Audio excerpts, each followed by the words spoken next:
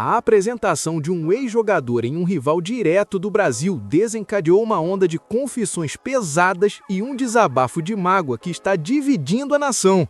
Enquanto um craque da elite do futebol alemão admite publicamente o seu encantamento pelo mais querido, o destino de Michael entrou em uma rota de colisão que pode esvaziar o vestiário do Ninho do Urubu ainda nesta semana. E o movimento por trás disso vai te deixar chocado. Fala, nação! É isso mesmo que você viu. Pai de Gerson desabafa após ida ao rival e Maicon negocia saída. Se você é Flamengo e quer a verdade que ninguém de conta, está no lugar certo. Já se inscreve agora porque o que está acontecendo nos bastidores é monumental. Hoje você vai descobrir o que realmente causou a fúria da família de Gerson contra os torcedores, o detalhe estratégico que Grimaldo revelou sobre o nosso sub-20 e o valor que o Santos tenta costurar para tirar Maicon do melhor da América. Cronometrei até 5 minutos para cada notícia, então esmaga o like e vem comigo! O clima nos bastidores do futebol brasileiro atingiu um nível de tensão altíssimo nesta terça-feira, e o epicentro dessa crise emocional é um velho conhecido da nação. Conforme apurado pela imprensa mineira e detalhado durante a apresentação oficial na Toca da Raposa, a saída definitiva de Gerson para o Cruzeiro abriu uma ferida profunda que vai muito além das 4 linhas. O mistério sobre o porquê de um dos jogadores mais vitoriosos da nossa história recente ter escolhido um rival direto em vez de lutar por um retorno ao ninho foi desvendado através de um desabafo carregado de mágoa e lágrimas. Segundo informações colhidas no local, o sentimento de rejeição por parte de uma ala da torcida rubro-negra foi o estopim para que o laço com o melhor da América fosse rompido de forma talvez irreversível. O pilar de veracidade que sustenta essa narrativa dramática vem das palavras literais de quem sempre esteve na linha de frente da carreira do atleta. Marcão, pai e empresário de Gerson, não segurou a emoção ao confessar o sofrimento da família diante das críticas pesadas que receberam desde a ida do jogador para o Zenit. Nas palavras de Marcão, meu filho nunca deu uma entrevista dessas e eu comecei a chorar. Eu sei o sentimento do meu filho ao ver todo mundo batendo na gente, na filha dele e em mim. Você tem noção? Quantos torcedores existem do outro lado? Um monte, dizendo que eu sou isso e aquilo, me chamando de tudo quanto é nome. Eu fico na minha, nunca fui para confronto. Eles ficam batendo na gente, mas tá tranquilo. Já apanhamos e vamos apanhar mais. Essa confissão é um soco no estômago e revela um lado vergonhoso da pressão que cerca os grandes ídolos. O próprio Gerson, visivelmente emocionado, reforçou esse sentimento de isolamento. Muitas pessoas criticam, falam muita coisa, mas aí é fácil você falar. É muito fácil falar da vida do próximo. O impacto disso no Império Huddle é imediato e gera um debate monumental sobre a forma como tratamos aqueles que já nos deram glórias incríveis. Ver um jogador do calibre do Gerson reforçando um adversário que tenta bater de frente com o Flamengo é um movimento que dói na tabela e na imagem do clube. Do ponto de vista da diretoria, permitir que essa mágoa se transformasse em transferência para um rival nacional pode ser lido como um erro inadmissível de gestão de crise, ou talvez um movimento estratégico de quem entende que o ciclo do jogador no Rio realmente havia se encerrado de forma tóxica. O fato é que o vestiário do Flamengo perde a chance de repatriar um líder técnico, enquanto o Cruzeiro ganha uma peça que conhece o caminho das taças. Na análise técnica e no scout, o Gerson que o Cruzeiro leva é um jogador que busca recuperar a dinâmica que o tornou o Coringa do melhor da América. Comparando com sua passagem monumental por aqui, ele ainda possui aquela capacidade incrível de ditar o ritmo do jogo e proteger a posse de bola como poucos no mundo. Entretanto, o fracasso na Rússia sob o frio de São Petersburgo deixou interrogações sobre seu ritmo competitivo atual. No Flamengo, ele era um motor de um meio de campo avassalador. No Cruzeiro, ele terá a missão de ser o pilar de um projeto que tenta desesperadamente alcançar o patamar que o Flamengo já estabeleceu como soberano no continente. Eu preciso parar agora para confrontar você, torcedor. Você aceitaria que a família de um ídolo do seu time fosse atacada dessa forma nas redes sociais, a ponto de forçar o jogador a querer distância do clube? Ou você acha que a cobrança faz parte do pacote de quem recebe salários milionários? O Gerson está certo em se sentir magoado? Ou ele esqueceu quem o projetou para o mundo? O que você acha disso? Me fala a sua opinião aí nos comentários. Eu quero ver se a nação ainda tem carinho pelo Coringa ou se a saída para o Cruzeiro apagou a história dele. O pote de ouro, o clímax dessa transação que sacudiu o mercado nesta semana, são os valores astronômicos que mostram o tamanho do investimento do time mineiro. A revelação bombástica é que o Cruzeiro aceitou pagar ao Zenit a bagatela de 27 milhões de euros, o que significa aproximadamente 169 milhões de reais na cotação atual. E não para por aí, a decisão oficial inclui bônus de mais 3 milhões de euros, ou cerca de 18 milhões de reais. É um valor monumental que coloca Gerson como uma das contratações mais caras da história do futebol brasileiro. O Flamengo, de forma estratégica, preferiu não entrar em um leilão por um atleta que já demonstrava não ter mais o clima necessário para vestir o manto sagrado sob tamanha pressão familiar. Essa saída conturbada de um ex-ídolo para um rival de lá do interior de Minas deixa um gosto amargo, mas enquanto uns saem reclamando da pressão, outros jogadores do primeiro escalão europeu estão perdendo o sono e rasgando elogios para o que viram dentro da Gávea, confessando um encantamento estratégico por um Flamengo que humilhou os gigantes alemães. O eco de uma goleada histórica do Flamengo continua reverberando pelos corredores dos grandes clubes da Europa, e o que parecia ser apenas um amistoso de pré-temporada se transformou em um trauma tático para os alemães e em um atestado de soberania para o ninho do urubu. Segundo informações concedidas nesta terça-feira em uma entrevista exclusiva ao canal Gold e repercutidas com espanto pela imprensa internacional, a admiração pelo mais querido atravessou o oceano de forma definitiva. O mistério sobre como o mundo enxerga a nossa base foi desvendado pelas palavras de um dos laterais mais valorizados do futebol mundial. O problema para os adversários é que, enquanto eles tentam entender o nosso sucesso, os próprios protagonistas da elite europeia confessam que o Flamengo é um gigante que não pode ser ignorado. O pilar de veracidade que sustenta essa moral incrível vem das declarações literais de Alejandro Grimaldo, lateral esquerdo do Bayer Leverkusen. Mesmo tendo sofrido um revés vergonhoso no Rio de Janeiro, o espanhol não poupou elogios à estrutura e à aura do clube. Nas palavras de Grimaldo, gostei muito do Rio, gosto do Flamengo, grande clube. Dos jogadores brasileiros, gosto de Neymar, do Ronaldinho, que vi jogar no Barcelona. Gosto muito deles.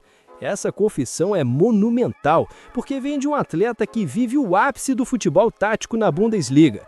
O reconhecimento de Grimaldo ao citar o Flamengo na mesma frase de ícones globais como Ronaldinho e Neymar mostra que a marca do melhor da América está consolidada no imaginário dos grandes profissionais da Europa. O impacto disso no Império é um movimento estratégico de mestre para a valorização dos nossos ativos. Quando o jogador do calibre de Grimaldo rasga elogios ao clube, o valor de mercado de cada garoto do ninho dispara. Isso cria uma imagem de fábrica de talentos imbatíveis, o que é fundamental para as negociações futuras. Foi exatamente esse respeito que permitiu ao Flamengo aplicar aquele 5-1 impiedoso no time profissional do Leverkusen em junho do ano passado. O vestiário rubro-negro se sente gigante e a diretoria utiliza essa exposição para atrair patrocinadores e parceiros globais.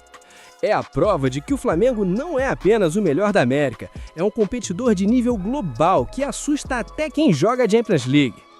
Na análise técnica e no scout daquele confronto inesquecível, o que vimos foi uma aula de transição ofensiva e coragem.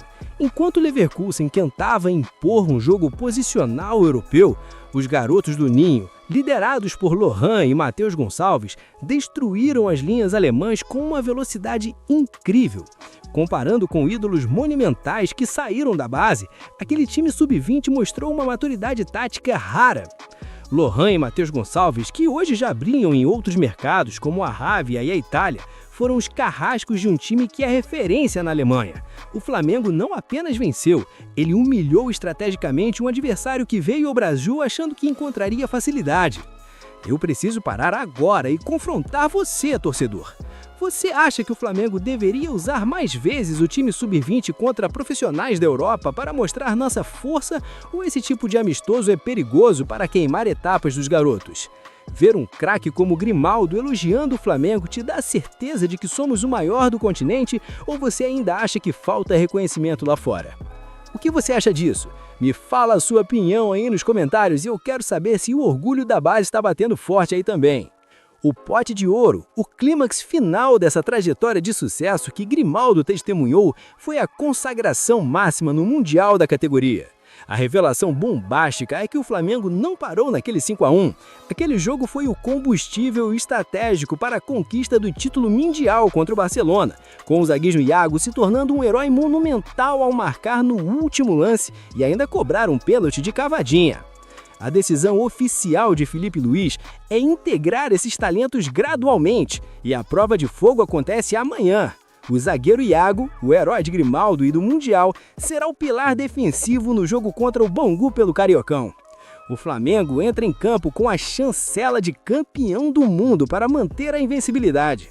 Essa admiração europeia pelo nosso manto é estratégica e abre portas que nenhum outro clube brasileiro consegue acessar. Mas enquanto os estrangeiros sonham em conhecer a Gávea, um dos nossos jogadores mais carismáticos está vivendo um dilema vergonhoso de bastidor, negociando uma redução salarial drástica para tentar cavar uma vaga em um rival paulista, que está desesperado por um milagre. E se você acha que a situação anterior era crítica, com ídolos saindo magoados, o que está por trás deste próximo movimento estratégico é um divisor de águas para o planejamento do elenco em 2026. Enquanto o Flamengo consolida sua marca global, um dos jogadores mais carismáticos do grupo tomou uma decisão drástica, que mudou o rumo das negociações nos bastidores do Ninho. Segundo informações precisas do paparazzo rubro-negro e confirmadas por fontes ligadas ao Coluna do Fla, o atacante Michael está com as malas praticamente prontas, mas o desfecho dessa história esconde um detalhe vergonhoso para quem acredita que o dinheiro sempre vem em primeiro lugar. O mistério sobre o porquê de um jogador tão querido ter perdido tanto espaço foi desvendado. O Flamengo não aceita mais nada menos que a excelência absoluta. E o robozinho entendeu que seu ciclo no melhor da América atingiu o limite estratégico. O pilar de veracidade que sustenta essa bomba de mercado é a confissão de que Michael já aceitou reduzir seus ganhos para facilitar sua saída para o Santos. A informação é clara, os termos pessoais e contratuais entre jogador e a equipe paulista já foram acertados de forma incrível. Michael sabe que, sob o comando de Filipe Luís, suas chances seriam mínimas. O impacto disso no Império é um movimento estratégico de mestre para aliviar a folha salarial e abrir espaço para a chegada de peças ainda mais determinantes.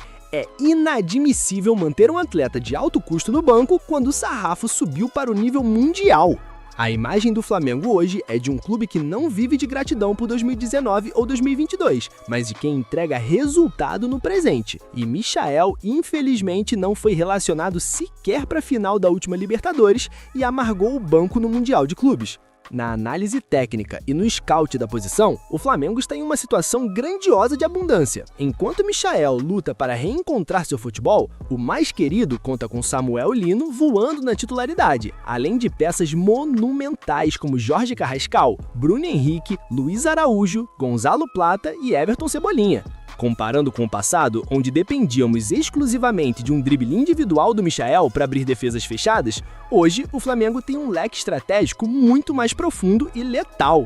Michael é um jogador de 28 anos, que ainda tem mercado, mas no xadrez tático de Filipe Luís, ele se tornou uma peça descartável diante de tanta qualidade técnica disponível. A revelação final, o pote de ouro que separa Michael da Vila Belmiro, é a queda de braço financeira que acontece agora entre as diretorias. A revelação bombástica é que o Santos tentou o caminho mais fácil, pedindo empréstimo com opção de compra, mas o Flamengo, agindo com a autoridade de quem não faz caridade para rival, bateu o pé. A decisão oficial do departamento de futebol é clara: Michael só sai em definitivo. O Flamengo quer o dinheiro na conta para reinvestir em reforços ainda mais pesados.